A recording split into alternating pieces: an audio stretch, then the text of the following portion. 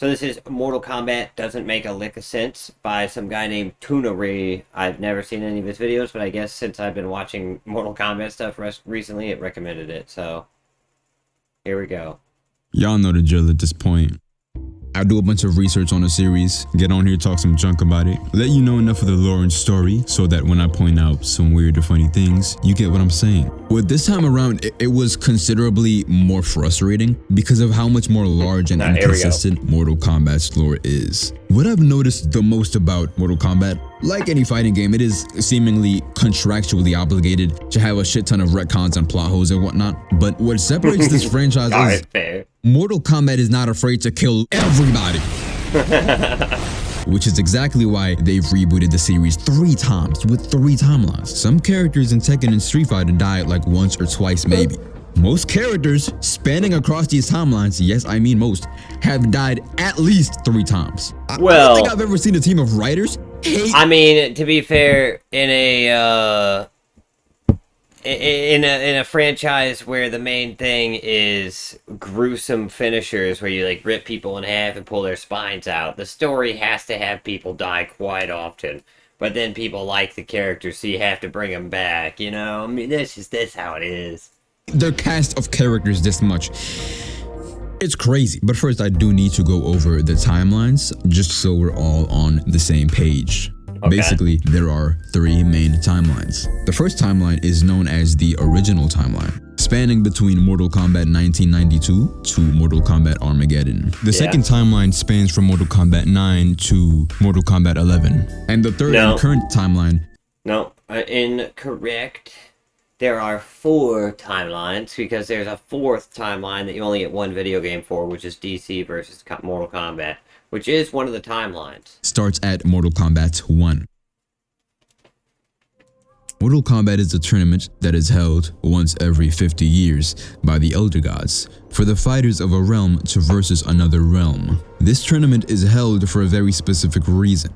In order for one realm to conquer another, they had to defeat that realm's greatest warriors in 10 consecutive tournaments. Meaning they had to kick that realm's ass for 500 years straight and not lose once. Shao Kahn is the Heihachi, the M. Bison, the big bad of Mortal Kombat, and leader of Outworld, which is a distant realm that has been kicking— Those fuckers wish they could be Shao Kahn. Shao Kahn is all of them mixed together with a badass sprinkle on top. Earth's ass for 9 tournaments straight, meaning 450 years. See, I forgot to tell you, niggas in Outworld don't age like we do. Shao Kahn is said to be over like 10,000 years old at this point. On everything I love, please keep that in mind because I'm about to get real loud in a second. Well, but Shao Kahn can also absorb souls and use them as like an energy source to fuel his power and also to make him longer lived, you know, so there's that too. Win 1 more tournament to make this 450-year investment worthy. And this is where I talk very briefly about the 100-year-old trope in media, which I'm not a fan of for 2 reasons. 1, because it's often used in anime to justify a character looking like a child. And 2, most of the time it holds no weight at all, because how did a 10,000-year-old get beat by some random Chinese nigga? Because all right, let me get into this real quick. The way that this works is, so with powerful villains, they might get complacent and stop working on gaining power, which they don't realize is also them slipping in their power. But then there's also the side of, you know, the whole, like, humanity is so short-lived that they strive harder than the other fantasy races, which is a trope in, like, every fantasy thing ever, which is why humans are able to learn. There's also the thing of humans just being naturally adept at certain magics and skills, which is a thing in the Mortal Kombat universe, that humans are more just naturally attuned to the mystical, which is why there are humans that are, you know, under 100 years old that can still do all the crazy shit that someone who's took 5,000 years to learn can do in the Outworld. So, I mean, it all, plus he is powered up by Raiden and helped out by, like, an actual, almost, like a god, the God of Thunder, who's close to being an Elder God. I mean, this is some of the craziest plot armor I've ever seen. This is the second game in the franchise, mind you. I promise you, it does not get better for Shao Kahn because the most recent game, Mortal Kombat 1, 30 years later, this man is still 10,000 years old, getting his ass beat by a rice farmer. A rice farmer. Not even Shao Kahn barely gets his ass beat. even the final boss. He only gets his ass beat in this timeline because he got all of his power taken away from him. That's the only reason. In every other timeline, Shao Kahn wins. So... or anything, he gets clapped he gets clapped 1 hour into the game. I have a lot of respect for Shao Kahn, which I will get into why later in the video. But I have just 2 questions for these Outworld people because it's not just him, it's most of the residents. My question is, what have y'all been doing for 10,000 years to be losing to regular ass people who've been alive for less than 1% of your lifetime? And 2, how long have you people been living in these circumstances? If you've seen the state of Outworld, you know exactly what I'm talking about. Because everybody's thousands of years old and still walking around into Jerusalem once. You niggas are thousands of years old. And then there's power caps, and then also the thought of, so like, whenever you're talking to an old person, put this into perspective, right? You're talking to an old person, they're set in their ways, right? Most people that I know, at least, have been set in their ways by the time they're like 40 or 50 years old. So imagine a society that's run by people who live 10,000 years. Well, at that point, you're going to have people who are set in their ways for a lot longer. Technology is not going to grow at nearly the same rate, and neither will civilization. It'll take a lot longer to grow because there won't be new blood coming in with new, fresh ideas.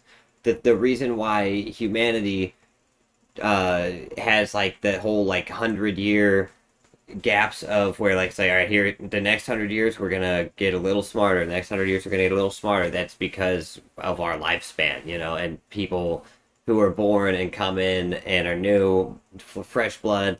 This point, actually, I don't agree with him at all. I think that it makes perfect sense that a species of people who live 10,000 years would actually be far behind in the civilization game. Nobody know what the fucking HDMI cable is, and nobody has invented Bluetooth yet. Y'all should have every color tooth in the rainbow on some Power Ranger shit. You savages have failed your community. No Colgate, no air conditioning, just magic, reptiles, and ugly ass niggas. Y'all just sound like Australia, but worse. Speaking of Australia, you remember when I said most of the residents were thousands of years old? Well, I feel like Outworld is a good example of why we have no business becoming a multi-planetary civilization. See, Outworld serves as nothing but a looming threat to planet Earth as we know it. And then you got niggas like Kano and Aaron Black who would betray the entire human race to chase a bag. Kano is an Australian mercenary. So, So it makes so much sense too. I know people like this in real life who would literally sell out their own mother for an easy $1, you know. And leader of the crime organization known as the Black Dragon. And Aaron Black, who is not associated with the Black Dragon and is not black, is a bounty hunter hailing from Texas.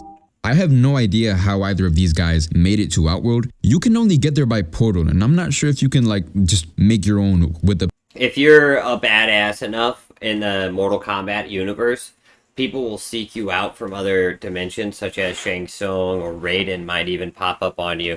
These people just happen to be popped up on by the evil side to get their help because they were badass enough, they were hardcore, and also because Raiden didn't think that they were pure enough to join his side. That's kind of the downfall of Raiden in a way, is that he always he'll only take in people that he thinks are like pure and good, and he misses out. And it is a combat battle to the death, so most people who are good at fighting people to the death are not pure of heart, you know? Obsidian blocks or some shit. If he was like, hey, Kano, if he went to Kano first, or if he went to Aaron Black first, and he was like, hey, I'll give you guys like a bunch of money. I'll make sure you guys live like kings for the rest of your lives if you just win these tournaments.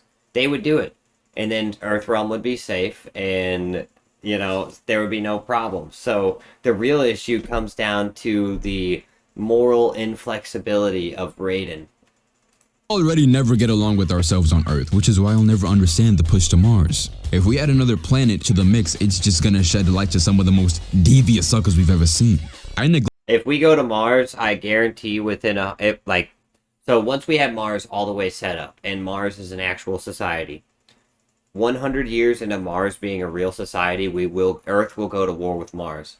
Selected to mention Shang Tsung, who is a sorcerer that has worked closely with Shao Kahn for hundreds of years. And he has betrayed every kind of living being that has ever existed. Zombie, human, demon, sorcerer, god, reptile. And he's just a random nigga from China. He's not even from Outworld, he just do it for the love of the game. I'll give some credit to Kano. True, but, like I said, that's someone Shang Tsung...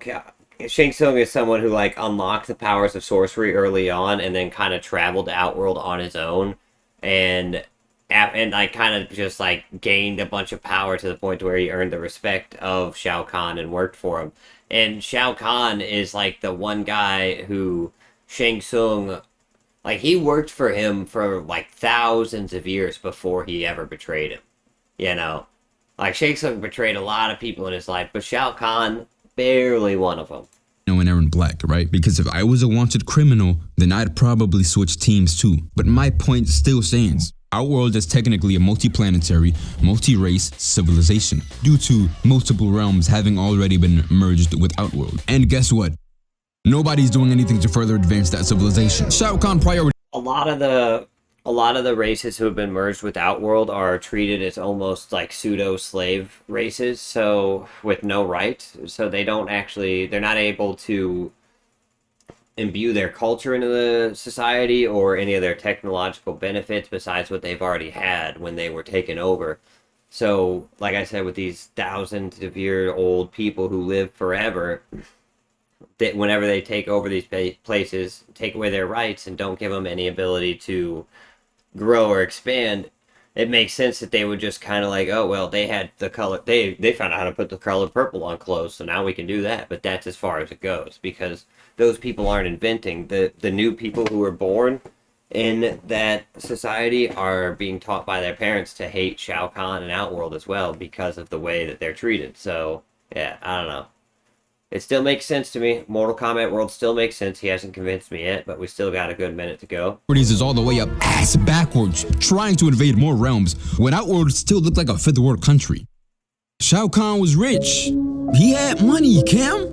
Shao was still robbing people. How are you rich and you're robbing people? I was happy as hell when I found out Shao Kahn died. Nigga, I cooked for all of Tarkatan. Last thing about him in Black, I really wish these characters would just stop calling him Black. Nice to see you again, Legs. These legs will kill you, Black. Just call him by his first name, please. Just call him Aaron. Just call him Aaron. It's not hard. That shit don't even sound good on pit.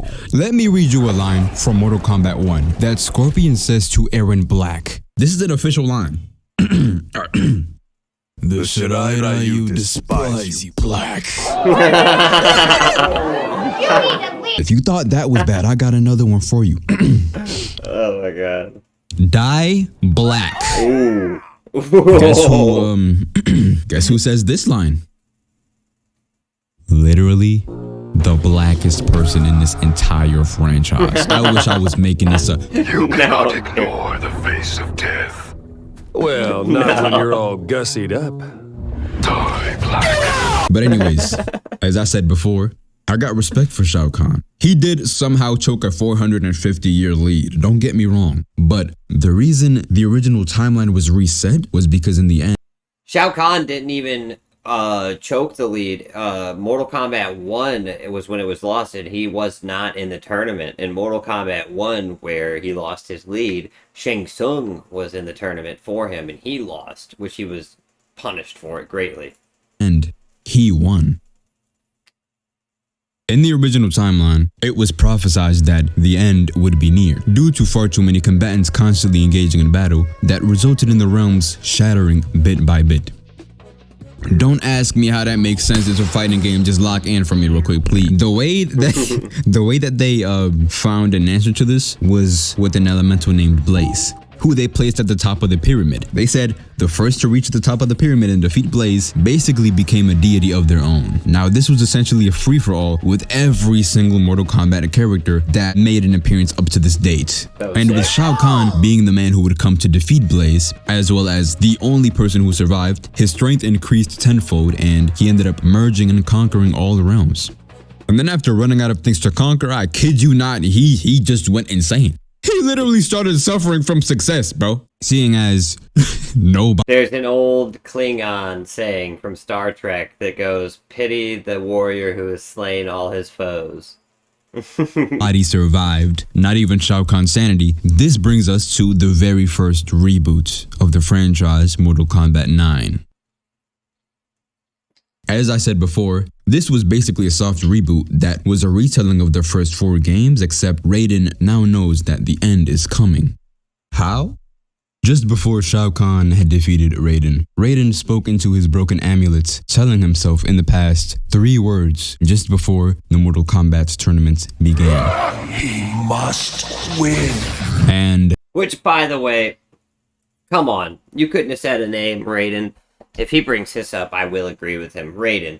It would have taken the same amount of time to just say the fucking name. because of how incredibly vague future Raiden was, the whole story of Mortal Kombat 9 just consisted of Raiden being a desperate, nervous wreck, trying to figure out who he is, which then causes so many unnecessary bodies. Basically, for most of Mortal Kombat 9, he's trying to prevent Shao Kahn and friends from invading and winning the tournaments. Remember that at this point, we've gone back into the past to where Shao Kahn still needs one more win to conquer Earth. Liu Kang wins again, but Shang Tsung convinces Shao to press Earthrealm to do another tournament. This time on his terms with home court advantage. Raiden, having this vision of his from the future, causes him to make a lot of decisions on the fly in hopes that it would steer the fate of Earthrealm within his desired path. One of these decisions, for some reason, includes letting Sub-Zero get kidnapped in front of everybody. After hearing of the original Sub-Zero, and his demise by the hands of Scorpion. I never understood that. He's just like, no, wait. Let him get turned into a robot. He's one of our most powerful allies. The Shirai Ryu are dead. You will suffer as they did. To hell with your clan. No. To hell with you! Bihan's little brother, Kuai Liang, travels to the Coliseum in Outworld where the tournament is being held. Literally walks up to Shao Kahn and demands to fight Scorpion now. Shao then proceeds to honor his demands, and then they get to squabbling, you feel me? Just as Kuai Liang was about to deliver the finishing move, these robots come out of nowhere. You ever seen a nigga get jumped cybernetically? 6 Lin Kuei robot goons surround Sub-Zero and beat his ass. If you've ever wondered why microwaves heat food so much faster than ovens, this is exactly what they be doing to your food, bro. I forgot to mention, the Lin Kuei is a ninja clan that at this point is pushing for their members to become robots. Cyrax and Sector being among the first victims. Both Sub-Zeros are also a part of this clan. Cyrax being the first victim. Sector willingly did it, and he signed up his whole clan for it. So... hence the hate crime. It is also worth noting that Scorpion is from the rival clan known as the Shirai Ryu. You know, the one that despises black. This might have been one of the single most avoidable moments in all of... Well, the enemy clan is dead and gone, by the way. It doesn't exist anymore. It's just Scorpion. Mortal Kombat. They were surrounding Sub-Zero for a good 3 minutes, and nothing else was going on in these 3 minutes. Smoke tries to step in and help his friend, but Raiden stops him and says, "You cannot save him." Mind you, Raiden literally helped Smoke, who is in the same predicament. Raiden must have some type of beef with Kuai Liang because he stopped everybody else from trying to help. He wild for still teaming up with the good side. If I was Kuai Liang, I would have hated everybody there forever. What's even weirder is that the very next game, he's no longer Cyber Sub-Zero. Why? I don't know. Shortly after this, Raiden thinks, Yeah. he must win. Alright, he I got was me talking there. about Kung Lao. Maybe he must win. Now, Kung Lao, if you don't know, is a Shaolin monk who is best buddies with Liu Kang since the first game. So they go way back. He has a bit of an ego, but it's okay because he's always been able to back it up. Dog, I hate when people do that. They can't be bothered to just re-record the line. It takes 5 seconds. Instead, they just put a little thing on screen. I don't like that. Beats up Shang Tsung and Quan Chi in a 2v1. And that reminds me, Shang Tsung is supposed to be Chinese in this game. I don't know why he looks Puerto Rican. Now, after beating these three, Raiden and friends watch Shao Kahn literally walk up behind this nigga and snap his neck. Man, I say Raiden and friends, but I'm looking the hardest at Raiden because his last words was talking to you and you were looking dead in his face. There's no way you didn't see that coming. Kung Lao's death is my fault. Yeah. I encouraged him. What? We know! Fast forward in the story, Shang Tsung had failed Shao twice at this point. Shao Kahn is finished. Melina is his heir. She should rule. Melina? She exists only because of my sorcery. Sup? I ain't never said you was nice, nigga. Oh my god. I ain't even want you on the team. Fuck is you talking about, bitch? Want your sorry ass on the team? You're a pretty boy ass, prima donna ass nigga. Leading Shao Kahn just straight up rob this man of his soul and give it to Sindel, who was revived by I'm not gonna lie though, this guy is hilarious. Toonarii, I guess his name is. Fucking hilarious. Quan Chi, who is another sorcerer that often works alongside Shao Kahn. It's worth noting that Katana is Sindel's daughter. Trust me, keep that shit in mind. Really, Sindel's really brought to mind like an RDC World sketch, really. is revived and given Shang Tsung's soul, which makes her twice as powerful. And she's basically told to go over to Earthrealm and fucks it up.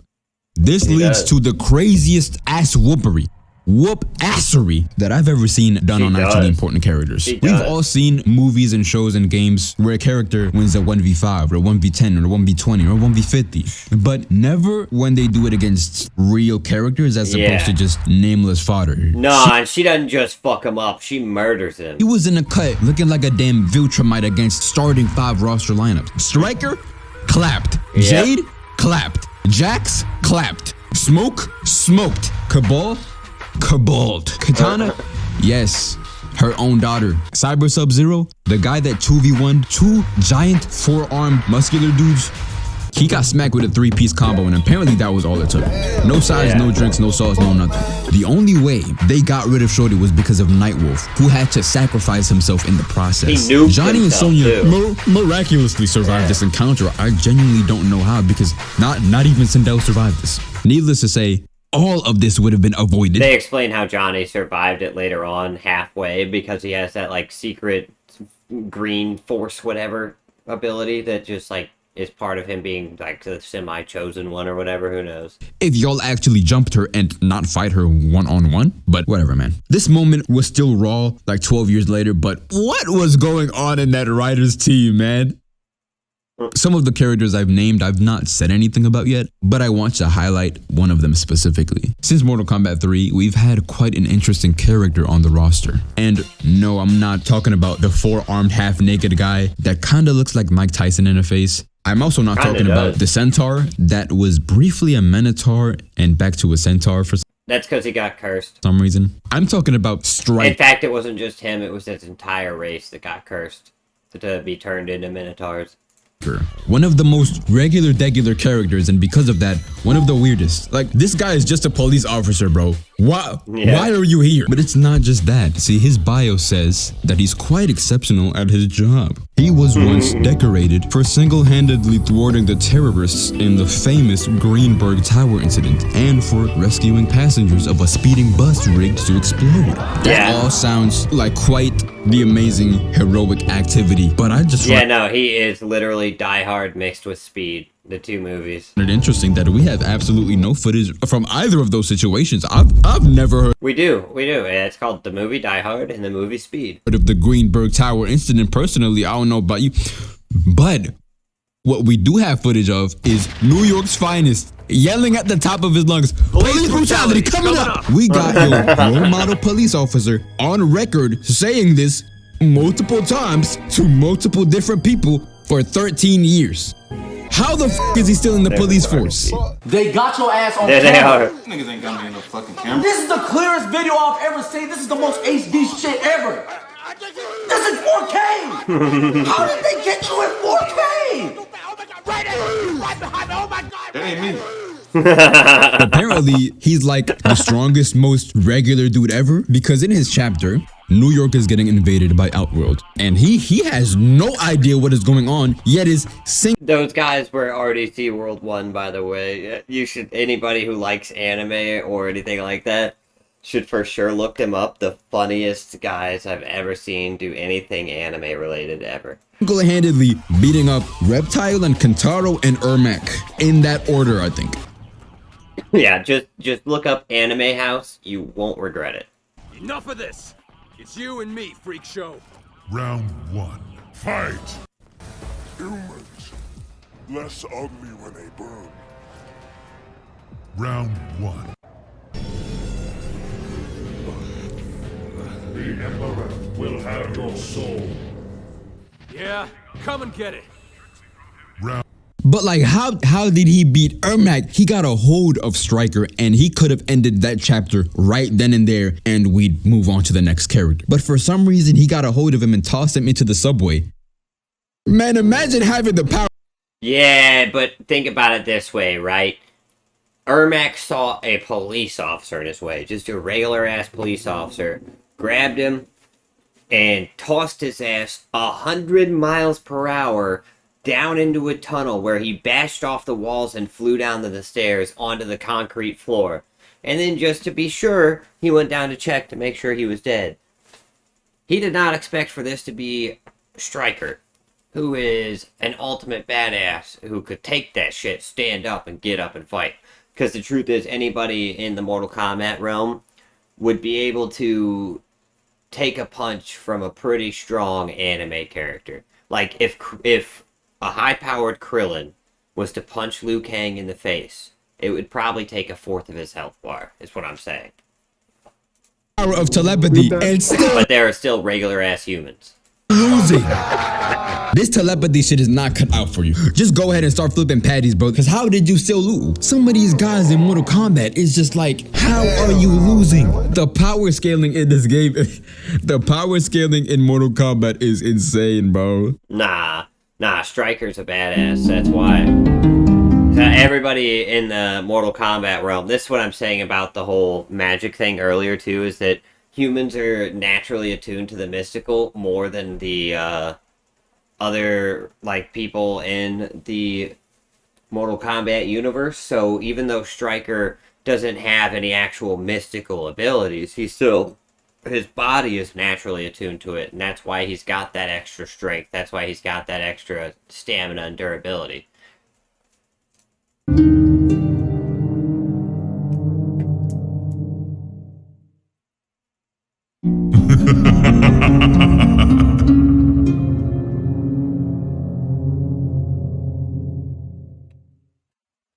Now, up until this point, I've not said much about the two poster boys of the franchise, Scorpion and Sub-Zero. For most of these games, they despise each other. Being members of rival clans have to do with it naturally, but Bihan is said to have been responsible for the death of Hanzo Hasashi's family. Hanzo, in turn, seeks revenge for them and succeeds.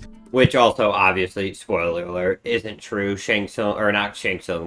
Quan Chi tricked Scorpion into thinking that Bihan killed him, or was it Kuai Liang? Anyways, it tricked him into thinking that Sub-Zero killed his family, when really it was Quan Chi himself, who had a great time doing it. He had a blast. But only for Bihan's brother, Tundra, or Kuai Liang, to take his title on his mission for vengeance for his brother. But starting in Mortal Kombat 10, going into 11, they become friends, despite their history, which was honestly super wholesome to see. It was badass. I say all of this because now in Mortal Kombat 1, instead of Kuai Liang becoming Sub-Zero after Bihan's demise, Kuai Liang is Scorpion and Bihan is Sub-Zero. This is one of the many changes that occurred in Mortal Kombat 1. Shao Kahn is now General Shao, and Liu Kang and Raiden's role are switched.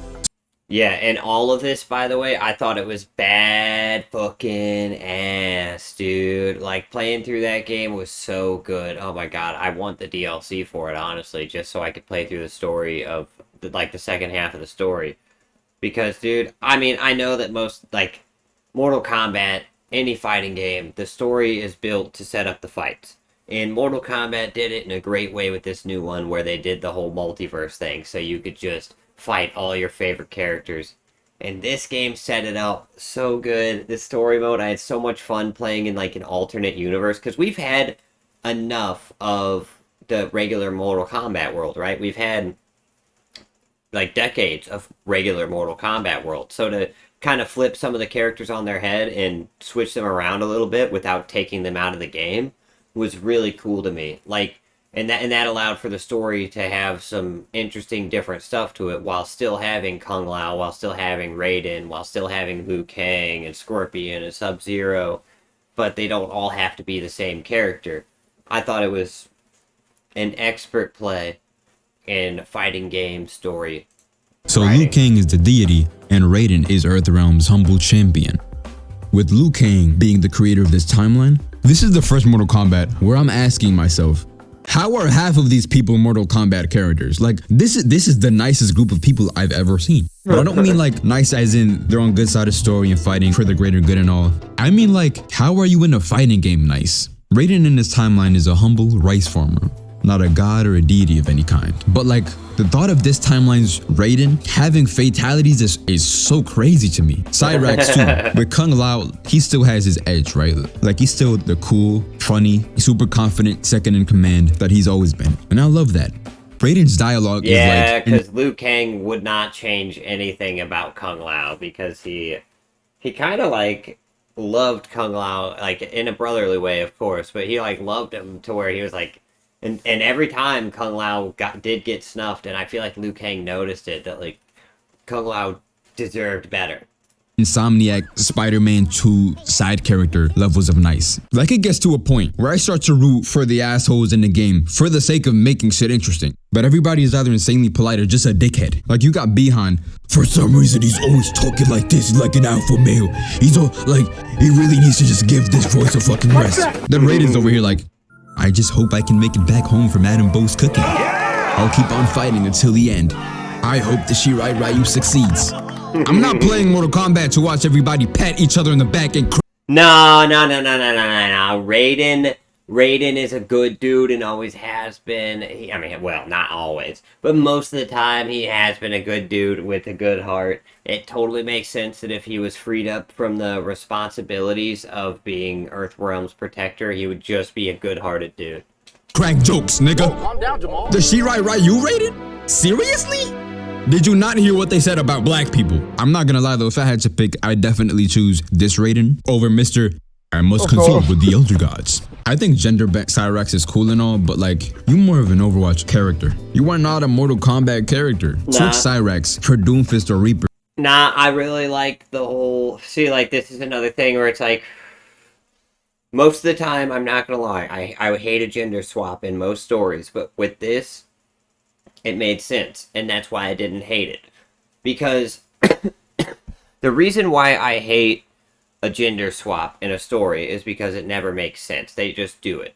Or something like that. But with this story, it made absolute sense. It was an alternate world where, like, it was all different people. Cyrax and Sector being a girl just kind of happened, you know? They weren't people that were in Liu Kang's mind as much as the rest of the people. So when the world gets rewritten, the only people who even still exist in the same manner are the people who were important to him in a way.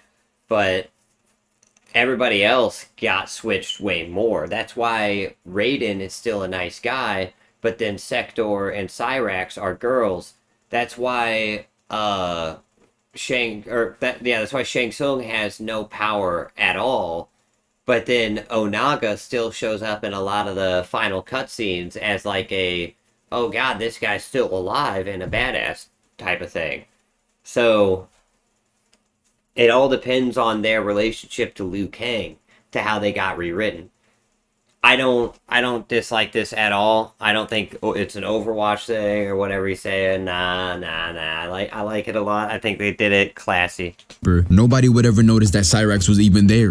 Doomfist, in my opinion, would be perfect in Mortal Kombat if it weren't for Jax and Gears already existing. Speaking of Jax, that's the thing too, though. I would say this. I wouldn't mind them putting in an Overwatch character or something stupid like that. For me, Mortal Kombat has an excellent track record of putting in crossover characters from random ass shit and having it be awesome and fun.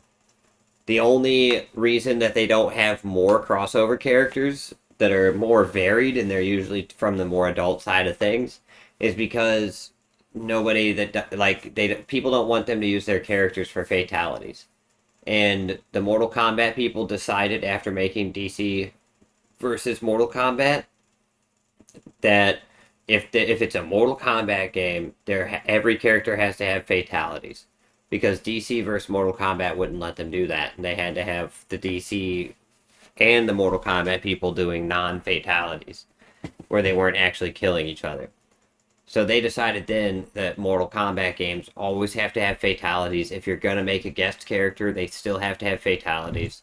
And I don't know, I think they've done a great job with every single guest character they've ever had.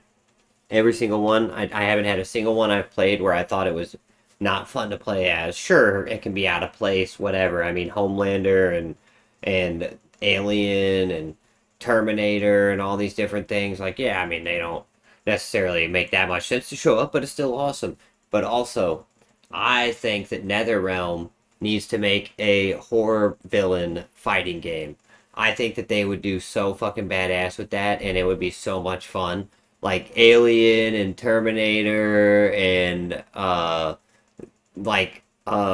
gosh, I'm drawing a blank. Mike Myers and Freddy Krueger, and have all these guys fighting each other. They've already proven with their past like 3 or 4 games with the crossover horror villains that they put in that they can do an excellent job with them. They could literally just take those characters with those skill sets that they already built out and just take all the different DLC horror villains that they put in over the years and put them into a horror villain fighting game. And it would be so good. It would be so, so good. Oh my god. And of course they would have fatalities and stuff. Of course they would, because they're horror villains. The thing is, it would cost so much money to get the licensing for that. But I think that any company that wouldn't hand over the licensing for that with a really cheap cost would be foolish, because that would just be excellent advertising for them. Realistically, if NetherRealm came to me, like let's say my family has the rights to Scream or whatever, and NetherRealm comes to me and they say, hey, we're making a fighting game with horror villains, we want to use your character, I would be like, do it for free. Use our character for free, and let us know when the game is about a year, you think, from releasing.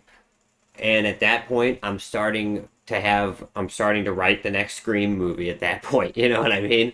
Because then I'm just going to capitalize on it and release a Scream movie and sell Scream merchandise. And instead of getting, like, maybe I'd be like, yeah, let me get, like, 1% or whatever, ask for something stupid, 0.5% of the sales, for using my character. But besides for that, just, you could use so much of that just for advertising. And people would be more interested because they see the character. People don't realize that if you allow them to make a game about you, and it's good, then your character's other shit will all sell. That's why Fortnite is so successful, I think. But I don't know.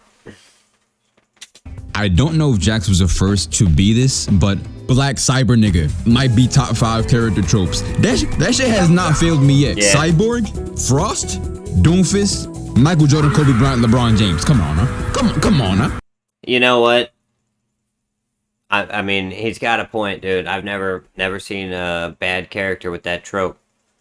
Honorable mention. Always been Who did from badass. Detroit Become Human? That's my dog right there. Never My played dog. it. But anyway, I love the way that time travel was utilized in Mortal Kombat 9 as a plot point. I did enjoy 11's and its use of time travel as well, but I wasn't really a fan of Kronika or the other shorty, I'm forgetting her name, I think her name is Centurion or something. Wasn't really a fan of Mortal Kombat 1's use of timelines.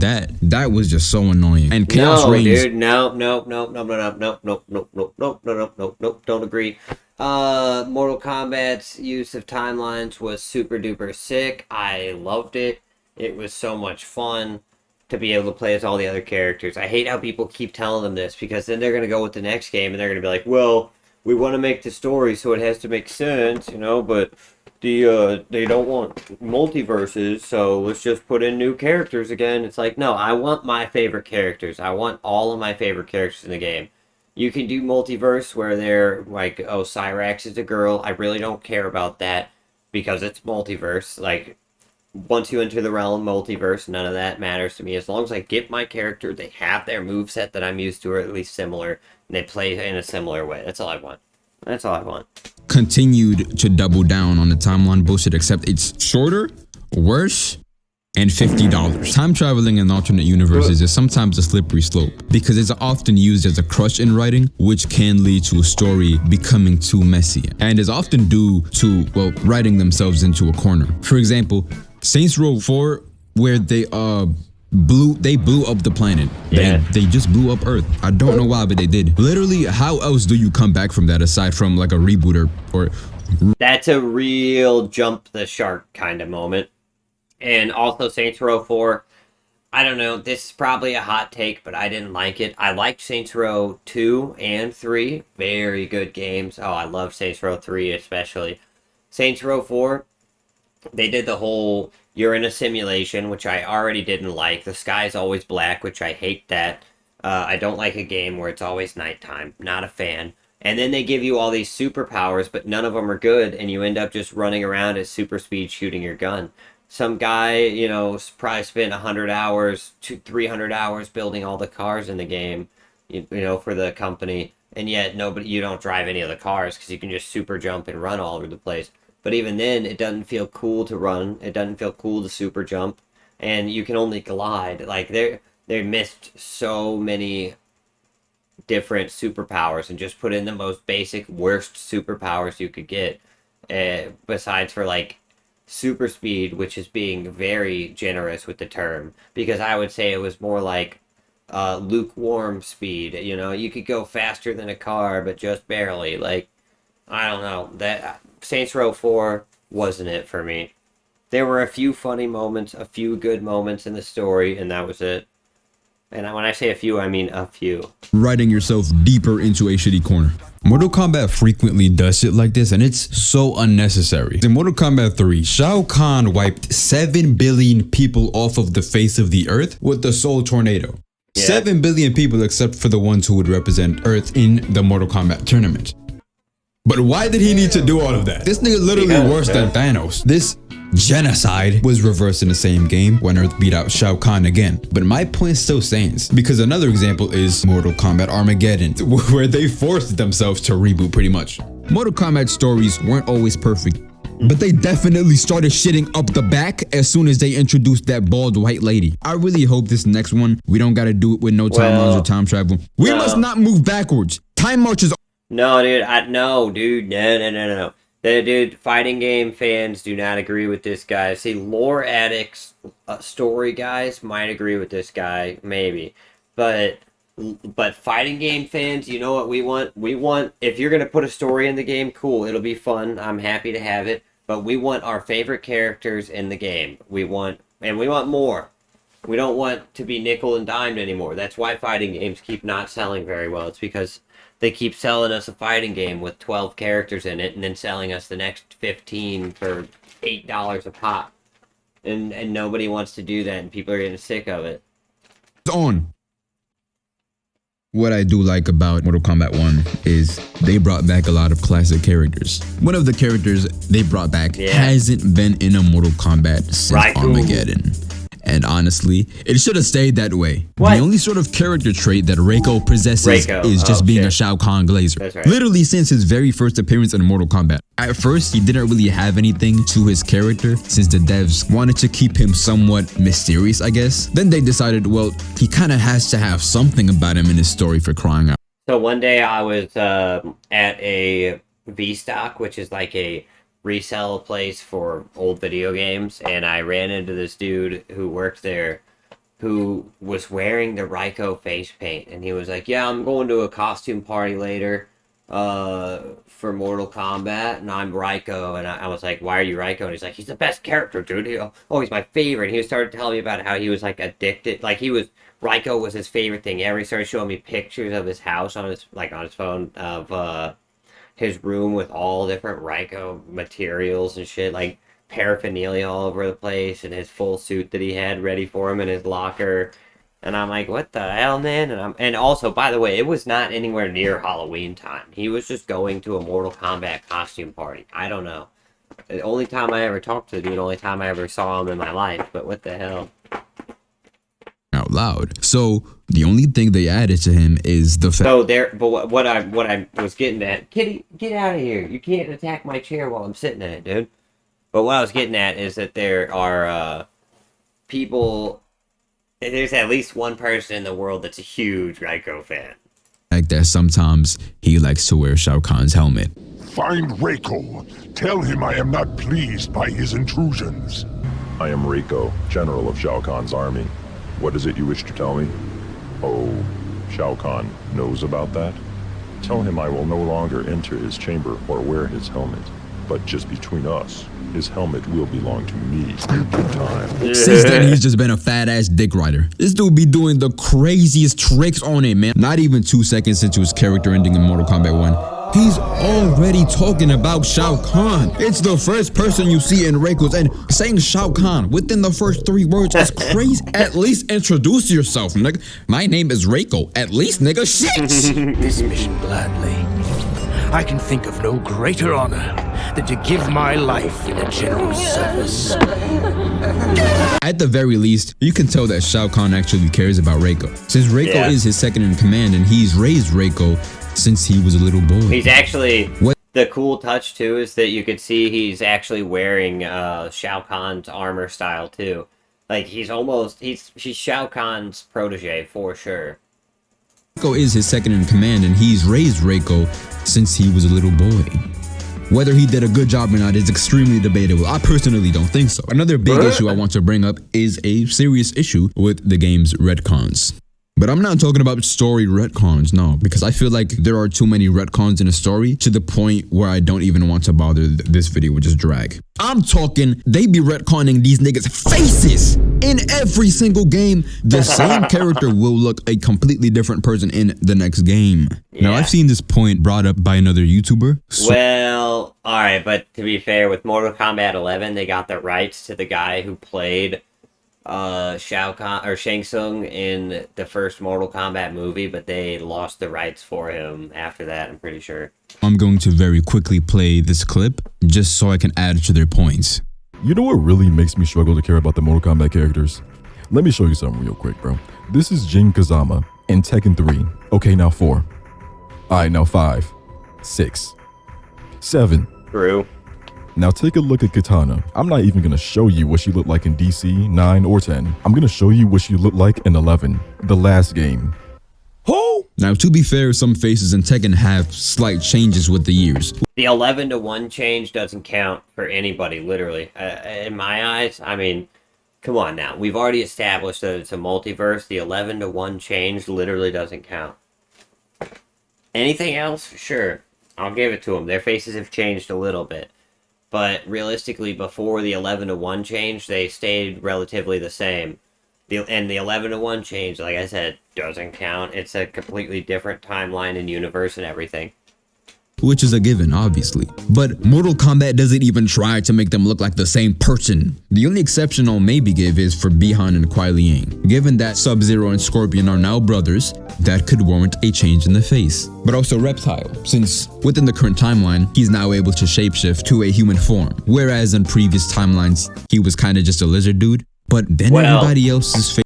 Well, Reptile went from a human dude to a lizard dude to like a full-on lizard dude, and then back to like a more reptilian guy, and now he's human again. Faces changed anyways, including Melina and Katana, who were already twins to begin with. But it's not that anybody is ugly or unattractive and that's why I'm upset, no. And it's not so much the faces changing up to the point of Mortal Kombat 11 for me. My issue is more so the changes from Mortal Kombat 11 to 1. That was so f***ing unnecessary. No, it's crazy, dude. The changes from Mortal Kombat 11 to 1, like, that's the only thing that is defendable. Is because it's a completely different timeline. It's not like he just reset it and everybody's the same. No, everybody has a different place in the world. Everybody's a different person. Like, come on. Genuinely, why? Now, this isn't the case for all characters, obviously. Baraka has the same exact face in every single Mortal Kombat game. You'd have to Yeah, but if you were Tarkatan, you might say differently. try extremely hard to mess up Baraka's design. Ugly ass bald nigga with mad teeth. So much teeth that it is biologically impossible for him to say his own name, let alone like most of the lines that he says in every game. Aaron Black is the same exact person in 10 and 11. Word for word, bar for bar, and that's how it should be. But then you have... You don't know that? You see... Wait, you're telling me that he word for looks the word, exact bar for same? bar, Let me and see. that's how it should be. Oh, yeah, you can really tell that his face is the exact same, can't you? Yeah, his face looks the exact same in 11 that it did in anything else. Right, yeah, except his face is covered the entire motherfucking time. So, dog, get out of here with that. But then you have... But then you have Shang Tsung, who is one of the craziest examples of this. Like, I'm sorry, do my eyes deceive me, or is Shang Tsung wearing a do-rag in Mortal Kombat 2? These two are the same characters. This is supposed to be a Chinese man, and for some reason he looks like Cat Williams in the face. Like, I get that he's a shapeshifter, which means that whether it's intentional or not, him looking like 5 different people is low-key still in character for him. But by that metric, Liu Kang should also be a shapeshifter, because damn, bro. Y'all think Shang Tsung is faster than that metric? Go back. So, I mean, yeah, I mean, some of those are just kind of fucked up, right? But they're all sort of the same, I mean, in a way. Bottom right is skinnier, the very bottom, that's just fucked up. That's just rough, but... Liu Kang should also be a shapeshifter, because damn, bro. Y'all think Shang Tsung is passing a wave check? What? I'm just saying, if Norman Osborn can have waves, why not this nigga? Regardless, I feel like most characters are still recognizable through their design. So realistically, it isn't that much of an issue. But it is so unbelievably weird that they can't ever stick to just one face. Now, just as Akane says, it's making it extremely hard to develop any sort of connection to these characters. I mean, who is this man? I truly believe everybody looked and sounded their best in Mortal Kombat 11. Liu Kang, Shang Tsung, Shao Kahn. No offense, bro. Don't take that mask off ever. Don't listen to Tyler. Put that shit back on, please. Katana, Melina. This is the only version of Melina where honestly, I would. But I have to think really hard about it first, though. No, y'all can't make me feel ashamed about that shit. I don't give a damn. The hell wrong with you? Hey, yo! Now, I've talked about mostly everything I want to talk about for these games, except for one last thing, just one more thing. Mortal Kombat got some of the goofiest fighting stances I've ever seen in my life. I feel like I'm going crazy looking at these stances because nobody ever points them out in the comments. Man, imagine you get in a heated argument with somebody and they start doing this. Either this a crackhead just doing shit, or you about to get beat so bad you gonna start juggling you mid-air in real life. But either way, this stance is insane. Who taught this nigga how to fight? I don't know. Yeah, but he is like, he can break his bones out of place and shit, so that doesn't even count, you know? He's got a weird-ass style, you know? What's going on in Mortal Kombat 4. But nearly everybody just got a dumbass stance. Smoke has the same stance as like 5 other characters in some of these games, but the only difference is it looks like he fucking reeks. God damn. This is the type of dude that you gotta buy deodorant for his birthday. I already told him, stop messing with that 13-in-1. And look, I get that this is supposed to be karate stance, and I know I keep saying I'm sorry when I'm truly not. But I'm sorry. Nobody named Jonathan Carlton should be hitting this pose, bro. Stop it. Whoever came up with the nickname Johnny Cage saved that man's life. I swear, bro. Most stances are based off of real fighting styles, like Shang Tsung's being based off of snake style Shaolin Kung Fu. Which is but when he uses his sword, his stance changed to this. What fighting style is this based off, nigga? What kind of tactical advantage could you possibly gain in combat? Oh, dude, by doing that. That's a great stance. What are you talking about, dude? He's ready for combat. He's got his sword in front of him. He's got his other hand there doing, you know, some sort of weird peace sign. He's ready, dude, you know. I don't know what he's talking about. shit with your shoulders. Like, this is exactly what I'm talking about with this series. I don't know why, but every Mortal Kombat up until 9 just feels like everybody in the writer's room was trying to cook up some of the goofiest fighting stances for some of these characters, bro. Maybe some of them were supposed to look like that, but like, Shang Tsung. I think realistically, they just ran out of ideas, honestly. I promise you don't gotta do that shit with your shoulders, bro. You can say, what is going on with my voice, man? You can say, dude, Armageddon had so many choices for your fighting styles, and you could also create a character in it. Yeah, I don't know. So it was there was a lot to Armageddon. I don't know. You want about Mortal Kombat, but I have to admit, they've always put a lot of effort into the storytelling. Unfortunately, that doesn't make them good. However, it would be wrong for me not to commend the effort put into them since the very first installment. The character bios, the dialogue between fights, the story modes, the choreography, etc, etc. Like, for a fighting game, they were always ahead of their time because most other fighting games did not have as much emphasis on world building and character lore. Yeah, without Mortal Kombat, you wouldn't even have arcade endings for real. I guarantee you definitely wouldn't have stories in fighting games at all. Without Mortal Kombat, fighting games would just be fighting games and that's it. Which, you know, could be something said for that. But I love a good story in a fighting game. I love a good single-player modes. I think that there should be enough single-player modes for someone to get good at a fighting game before they have to step online. The issue with a lot of fighting games now, besides for the roster issues and the DLC, that feels like it's a strategy game made by Paradox. The issue besides for those two things for new players is that there's not enough single player modes for them to sink their teeth into and get better at the game before they go online. And then they go online and they play versus people like me who have been playing fighting games since they were 5, and they get butt slammed by some dude who doesn't even actually know how to play the game and just picked it up for the first time, but has been playing fighting games for their whole life, you know? Like, and that just happens to them repeatedly until they quit. Now they don't pick up another fighting game because they think fighting games suck because they never had the chance to actually get good because they had nothing to get good on. That's not even to mention the arcade endings. I feel like just by the character dialogue, they are still way ahead in storytelling compared to their competitors. Not anymore though, since Dude, they shortened. Like Soul Calibur 3 had a mode, so they had create a character, of course. They had the story mode. For each character, they had their own ladder. And then they had an actual story mode with like this old character. It kind of sucked, but you know, it was what it was. But then they had this whole other mode where you could like travel around on this map and pick up different characters and fight battles and like grow your kingdom. It was crazy. It was so cool. Fighting games need to do that shit again. And the dialogue interactions to just 2 lines in Mortal Kombat 1 as opposed to 3. I don't think that's... We are many more. We are many more plus infinity times infinity no paybacks. Mortal Kombat 11 was... I don't think that that's really a downgrade to only have 2 instead of 3 lines. I mean, really, like, do you really need to have one guy responding every time? Like, oh, I'm gonna get the last word. It's like, nah, it's just fucking, I say something, you say something, let's get into it. 90% of the time, those get skipped anyways before a fight because you've already heard them, like, by the time you've played the game for more than a couple hours.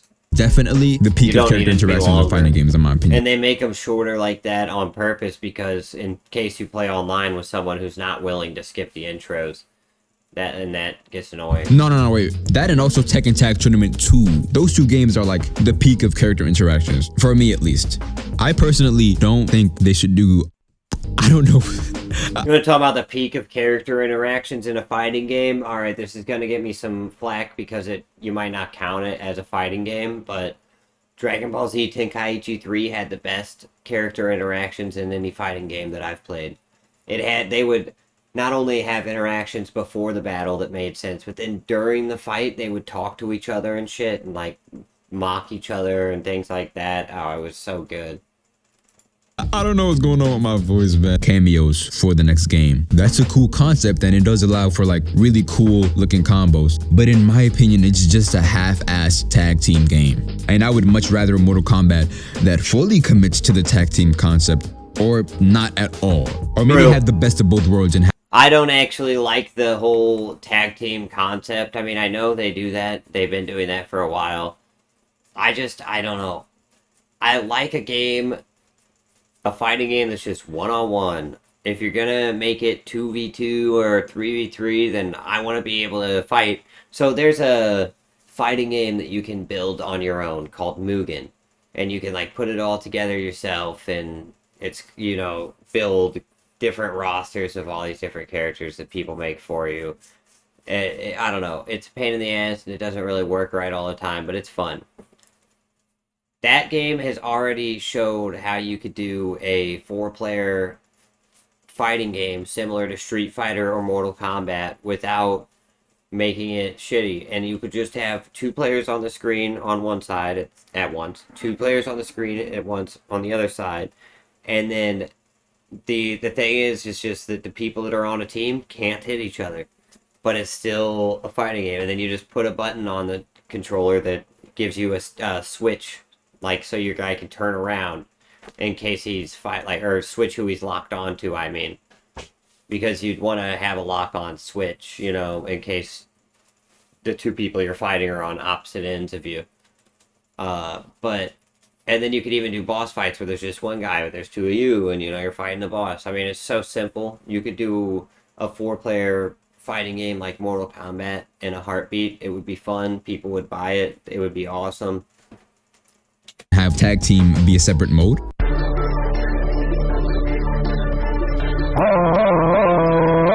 But I also would love to see them introduce the Conquest mode again. This was basically an open world version of Mortal Kombat where you could, like, walk around the realms and take a bunch of quests from people and shit. A modern version of this would be really cool in my opinion. Yeah. Deception was entirely ahead of its time with that mode, and it's one of my earliest memories with Mortal Kombat. That, as well as Mortal Kombat vs. DCU and Mortal Kombat 9. I think nowadays, more than ever, would fit perfectly within today's fighting game atmosphere. What with Street Fighter 6 having World Tour, and Tekken 8 with the elements of Tekken Force and scenario, campaign, and its story. The story mode in Tekken 6 was co-op as well. That game was so ahead of its time for some reason. Bonus points if you can, like, make a character, but if I had to play as Raiden or something, I wouldn't mind. Impressive. Anyways, that is all for today's video. We used to have a character creator in almost every single fighting game that existed, and now we don't have them anymore, and that makes me sad. I'd say that was a pretty engaging video. I mean, he was a funny guy. I don't know. I didn't agree with most of his points, but they were funny. So that was Toonarii, Mortal Kombat don't make a lick of sense, is what he says.